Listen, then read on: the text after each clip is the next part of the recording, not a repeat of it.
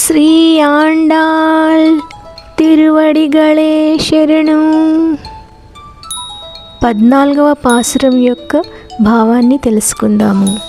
ఏమీ సఖీ, ఇదేమి ముందుగా మమ్ములను లేపుదునంటివి కదా, ఇంతవరకును పండుకొనే ఉన్నావేమి?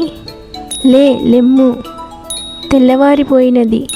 చూడు, నీ పెరటిలోని ఎర్ర కలువలు విచ్చుకున్నవి, నీలోత్పలాలు ముకుళించినవి. కాషాయాంబరులైన మునులు, యోగులు, తెల్లని పలువరుసలు కలిగిన వారందరూ దేవాలయములలో భగవదారాధన నిమిత్తమై కోవెల తలుపులు తీయటానికి కుంచకొలను, తాళపు చెవులను తీసుకొని వెళ్ళుచున్నారు. ఇవన్నీ ప్రాతకాలమగు సూచనలే కదా. నీవు చేసిన వాగ్దానమును మరచితివా? నీకేమీ, నీవు పూర్ణురాలవు కదా.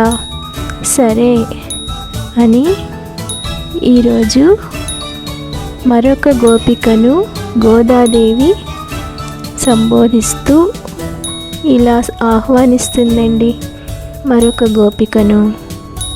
ఇదండి ఈరోజు పాసురం యొక్క భావము. మరొక పాసురంతో మళ్ళీ రేపు కలుసుకుందాం. శ్రీ ఆండాళ్ తిరువడిగళే శరణం.